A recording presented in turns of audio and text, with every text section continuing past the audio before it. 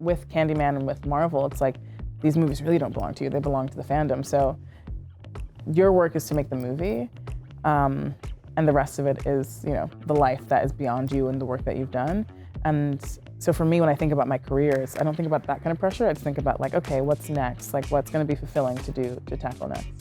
Welcome to Securing the Bag, the Roots exclusive series that's all about work, entrepreneurship, and the secrets to success. Our special guest today is writer-director Nia DaCosta, who is the director and co-writer of the newest film in the MCU, The Marvels, which is set to hit theaters this month. Welcome. Thank you for having me. I am so excited to talk to you. I mean, you have done so much in such a short time, but at 33, you are the youngest filmmaker to direct a Marvel film, which is huge. So I want to just get into kind of your just career path. Do you remember when you first wanted to become a filmmaker?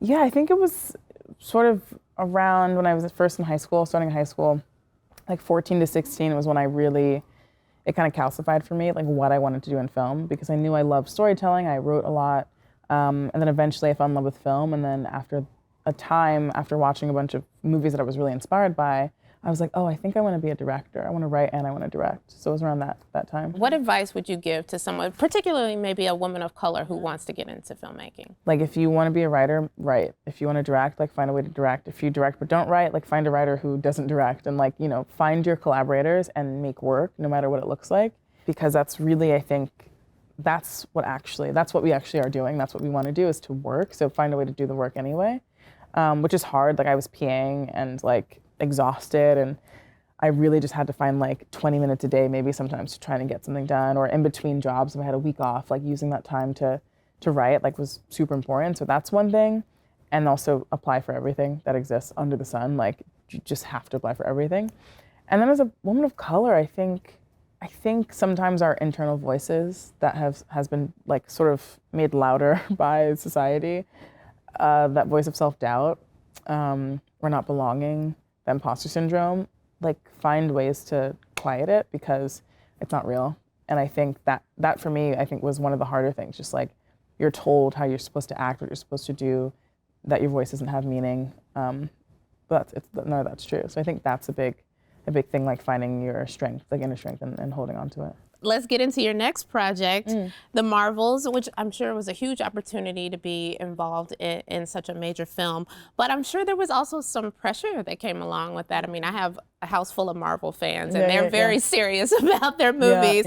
So how did you balance, you know, when you approach the project, making the studio happy, making fans happy, but also kind of just, you know, using your own creative voice? Yeah, it's about creative conversations and collaboration with, you know, my employers, Marvel, you know, and stepping into such a big universe that has to connect to other films, and that has 32 films before it and television shows. It was really about staying in lockstep with the people that I was making the movie for. So yeah, I think for me, it's like kind of like any kind of filmmaking, except it's just more extreme. Like, you really have to sit and listen and be in dialogue. Ryan Coogler definitely has had success with the Black Panther franchise, and kind of balancing, you know, being culturally sensitive, also using his creative voice, and coming up with a huge success. Did he give you any advice for your project? Yeah, he said, be yourself.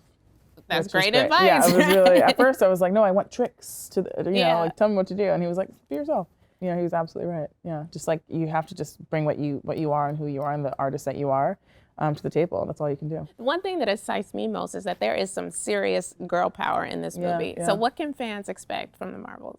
Well, just that, because even our villain's a woman as well, so it's just a lot of girls hitting each other, which is really fun. But no, there's like great fight scenes, there's great action, it's really fun, it's really funny.